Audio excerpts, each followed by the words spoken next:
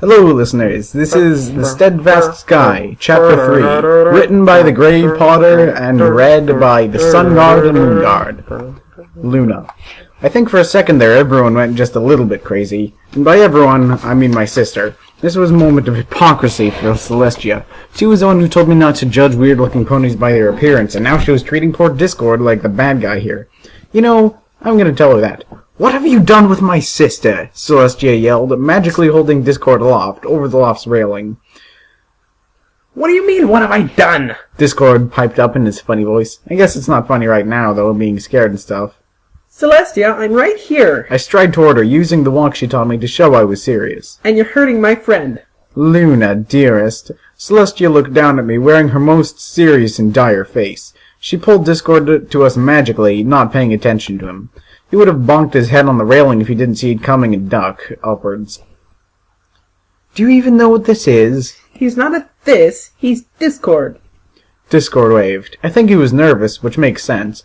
Being manhandled can't be the most fun thing ever. Celestia gave him a sideways glance.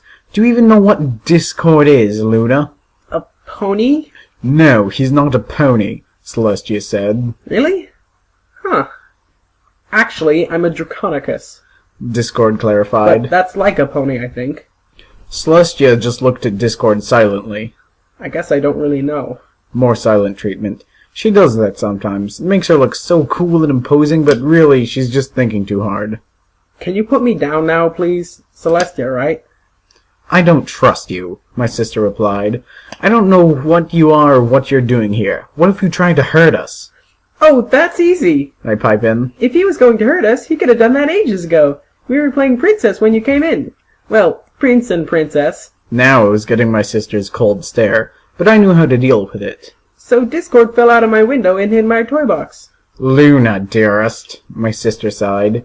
"You need to learn how to be more distrustful of strange things like this." "And you need to be more trustful of them." I retorted lately. This entire time, Discord has been hanging upside down and not trying to escape or hurt you or anything, even though being upside down must make all the blood go all funny in his head." Discord looked confused for a second, then tried to appear dramatic, flailing his arm across his face and pretend woe. "Stop poking me." "When he dropped out of my window, he was scared and confused, and probably had the ability to hurt me a lot with those pointy claws." "Stop poking me." "Or just escape through the window again, but instead he played princess with me."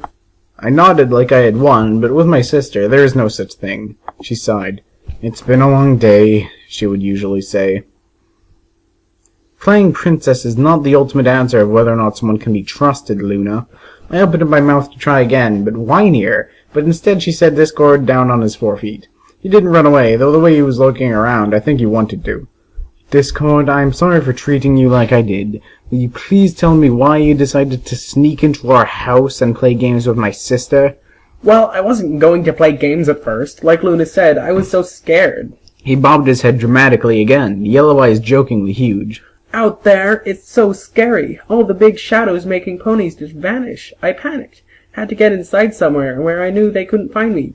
I don't want to go out there again." "Of course." Celestia turned and began walking downstairs. "Discord, you may spend the night here, but when it becomes day, you need to get home, all right?"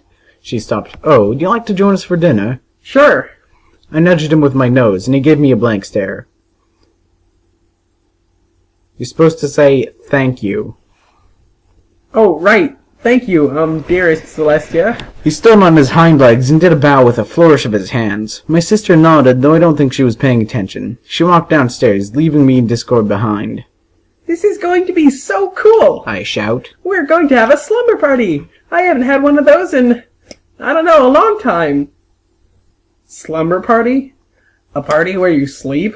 He adopted a thinking pose, eyeing the ceiling. "Never done that before. Sounds fun." I whinnied excitedly. I guess I wasn't that excited, but after so many weeks of just playing with Celestia, mildest, most controlling of all the pony baronesses, something weird like this was great. Discord just looked at me with a sideways head, like a puppy. What was there to be a puppy about? "No shouting in the house, Luna!" Celestia shouted from downstairs. "Now do you two want to eat or not?" Discord seemed excited about dinner until he saw what we were eating. When we all got settled on the foyer floor, Celestia offered him hay. He said he ate earlier, though it was pretty clear that he didn't. I didn't blame him. Hay was pretty boring, if filling. Celestia offered to sugar my hay with oats, like usual, but I offered them to Discord instead. He seemed pretty grateful. Luna, you need to chew more. You don't want to get sick, do you?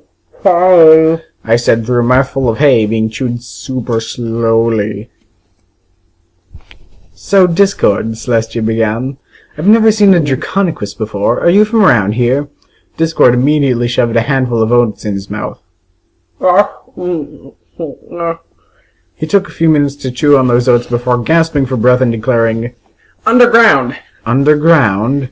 Yeah, underneath the city. Tons of tunnels and stuff. It's pretty dreary. I thought if I came to the surface, maybe things wouldn't be so depressing. But it's... well... I have a question. Do you ponies like all this stone everywhere? No, it's absolutely awful, his sister replied instantly. She loved talking about how bad it was here. Good, because I think it's just as dreary as the underground. Discord continued. Dark rocks, the same deal. I mean, why live here like this? I don't know. I can't read the Shadow Stallion's mind.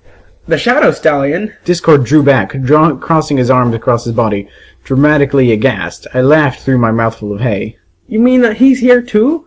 Oh, he's been oppressing the Draconicus for so many years, practically making us into underground slaves. Of course he's here. Didn't you notice all the banners around town? Different colors in the underground, since it's so dark all the time. I suppose that makes sense. Discord held a sort of normal adult conversation with my sister. She spoke with him as if he was an equal, not down-talk like she usually does with me. With only a little more conversation, Discord and my sister instantly bonded over how much they hated it in Canterbury. I've heard Canterbury's dark and dreary enough times for my sister to get sick of it, but Discord kept bringing up something different. He called the city boring, and I felt that he was right, but he also talked about the Shadow Stallion. Celestia always avoids talking about him. It was kinda weird to hear Discord tell stories about him. After dinner, the night went by really fast, maybe too fast. Discord and I played pretend until Celestia came upstairs to put us to bed. I wasn't sleepy, but as a good sister I let myself be tucked in. It had been months since I was allowed to sleep in my own bed. Celestia's been needing me near her at night. She wasn't sleeping right when she was in her own room. Discord settled into my toy box, and things went quiet for a very small time. Luna, Discord spoke up. You're pretty cool. And your sister too, when she stops flipping out. Thanks! Are all ponies this nice? I don't know. My sister says there's lots of lots of mean ponies, and I should be careful around ones I don't know. But all the ponies I've met have been really nice. Except maybe Emerald Shine. She's a jerk face. What kind of stuff do you do? What do you mean by that? You know, stuff. What do you do all night if you sleep at night? Well, I go to school where I learn how to be a proper baroness, like my sister once. Basically, I learn how to walk nice and levitate stuff all dainty-like. My sister works at a bakery, and sometimes she brings home sweets and stuff. Like cupcakes and tarts and rollover and things like that. I've never had any of those. Oh man, this is long dialogue. Keep reading. Well, they're really, really, really tasty. Maybe she'll get us a few someday. So, I can come back? Sure, I'd love to play with you again. Read your freaking line! Oh. Discord went quiet again, probably tired, but I had something I needed to ask him. Hey Discord, why were you lying at dinner? What? I wasn't lying. Well, you were doing all those actor-y poses. You were talking all funny, like you do during pretend. I thought you were telling story. Not really? Then why did you behave like that? He didn't answer, and I was thinking of poking in his box. I prepared my night vision spell, but eventually he spoke up again. Sometimes acting and lying makes things easier to explain. Really? I always fumble around with lies. It makes things so confusing. I think being honest is much easier. I guess so. Things got quiet again. I was drifting off to sleep. A few minutes later, I heard a little scraping sound, my window opening. I didn't hear anything else the rest of the night. End of chapter. It's supposed to be continued. Shut up, I'm ending the video now.